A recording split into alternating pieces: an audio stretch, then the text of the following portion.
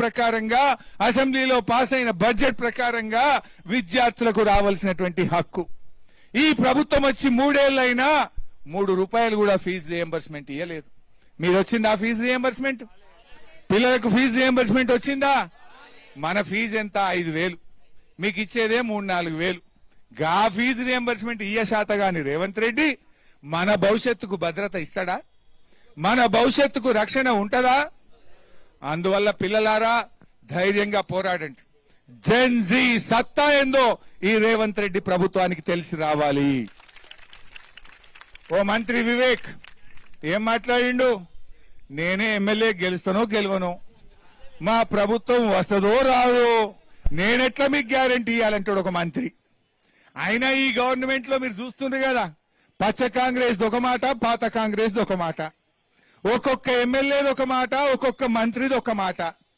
ఏ మంత్రి ఏం మాట్లాడతారో, ఏ మంత్రికి నోటీస్ వస్తుందో, ఎవరి ఉద్యోగం ఉంటుందో, ఎవరి ఉద్యోగం పోతుందో, రేవంత్ రెడ్డి ఎన్ని రోజులు ఉంటాడో ఈ గవర్నమెంట్ కే నమ్మకం లేదు, ఈ గవర్నమెంట్ కే గ్యారంటీ లేదు. మనకేం గ్యారంటీ ఇస్తారు ఇల్లు? రేపా ఆ పీపీపీ యూనివర్సిటీ కింద ఈ పిల్లల భవిష్యత్తుకేం గ్యారంటీ అని మేము అడుగుతా ఉన్నాం. ఈ పిల్లలు ఎంతో బాగా తరతరాల నుంచి, దశాబ్దాల నుంచి లక్షలాది మంది పిల్లలు చదువుకున్న ఈ పాలిటెక్నిక్లను అనవసరంగా దెబ్బతీయొద్దు. ఈ పిల్లల జీవితాలతో చెలగాటం ఆడొద్దు అని చెప్పి కూడా నేను ఈ ప్రభుత్వానికి మనవి చేస్తా ఉన్నా. అయినా నేను రేవంత్ రెడ్డికి ఒక విషయం అడగదలుచుకున్నా. నేను ఈ పిల్లలేమన్నా నీకు శత్రువులా? ఈ పిల్లలేమన్నా నీకు ప్రత్యర్థులా? ఈ నిరుద్యోగ యువకులేమైనా నీకు ప్రత్యర్థులా, శత్రువులా? ఈ పిల్లలు గాని, ఈ తరం నిరుద్యోగులు గాని వాళ్ళు నీకు ప్రత్యర్థులు కాదు, శత్రువులు అంతకంటే కాదు. వాళ్ళ భవిష్యత్తు కోసం వాళ్ళు పోరాడుతున్నారు. మా భవిష్యత్తు బాగుండాలి, మా పాలిటెక్నిక్ ప్రభుత్వ రంగంలో ఉండాలి, మాకు ఉన్నత విద్యా అవకాశాలు ఉండాలి, మాకు ఉన్నత ఉద్యోగ అవకాశాలు ఉండాలి, నువ్వు చెప్పిన జాబ్ క్యాలెండర్ ఉద్యోగాలు వెంటనే ఇవ్వాలని ఆ పిల్లలు ప్రశ్నిస్తున్నారు.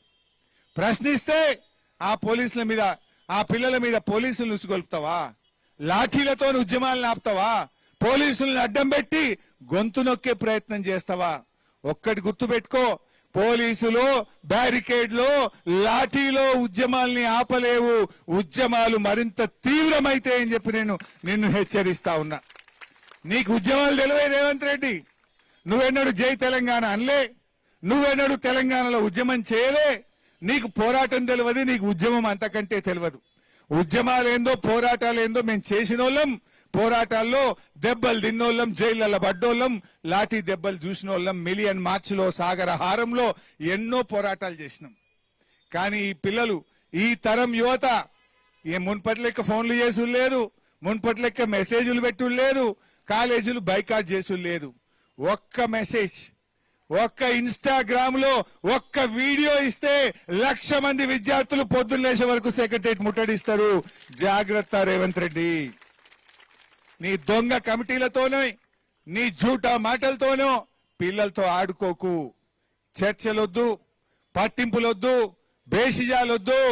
ఈ పిల్లల్ని ఇంకా ఉద్యమం ఉధృతం కాకముందే నీ కమిటీని రద్దు చేసుకో. పాత పద్ధతిలో ఈ పాలిటెక్నిక్లను కొనసాగించాలని కోరుతా ఉన్నాం. ఇప్పుడు పాలిటెక్నిక్ కాలేజీల్లో లెక్చరర్లు ఉన్నారు. ఒక్కొక్కరు పిహెచ్డి, ఎంటెక్, బీటెక్ ఉన్నత విద్యా అవకాశాలు ఉన్న వాళ్ళు ఇక్కడ ప్రొఫెసర్లుగా, లెక్చరర్లుగా ఇక్కడ పనిచేస్తా ఉన్నారు. ఏఐసిటి స్కేల్ వస్తున్నాయి. నువ్వు తీసుకుపోయి అలా కలుపుతా అంటున్నావు స్కిల్ యూనివర్సిటీలో. అక్కడ పర్మనెంట్ లెక్చరర్లే లేరు, which is a private organisation. మరి ఈ లెక్చరర్ల భవిష్యత్ ఏంది? ఇక్కడ పనిచేసేటువంటి ల్యాబ్ అసిస్టెంట్లో, జూనియర్ అసిస్టెంట్లో, నాన్ టెక్నికల్ స్టాఫో, నాన్ టీచింగ్ స్టాఫో వాళ్ళ భవిష్యత్ ఏంది? వాళ్ళకేం భద్రత ఇస్తావు? ఇక్కడ పనిచేసే ఉద్యోగులకు భద్రత లేదు, ఇక్కడ చదువుకునే పిల్లల భవిష్యత్తుకు భద్రత లేదు. అందువల్ల రేపు ఫీజులు పెరిగే అవకాశం ఉంటుంది, మనకు లాటరల్ ఎంట్రీ అవకాశం కోల్పోతాం, ఉన్నత విద్యా అవకాశాలు కోల్పోతాం. రేవంత్ రెడ్డికి మెంటల్ బ్లాక్ పట్టుకున్నది. వైట్ కాలర్ జాబులు లేవు, కేవలం బ్లూ కాలర్ జాబులని మాట్లాడుతున్నాడు. అంటే మా పాలిటెక్నిక్ విద్యార్థులను బ్లూ కాలర్ జాబుల వైపు నెట్ట తెలుసుకున్నావా?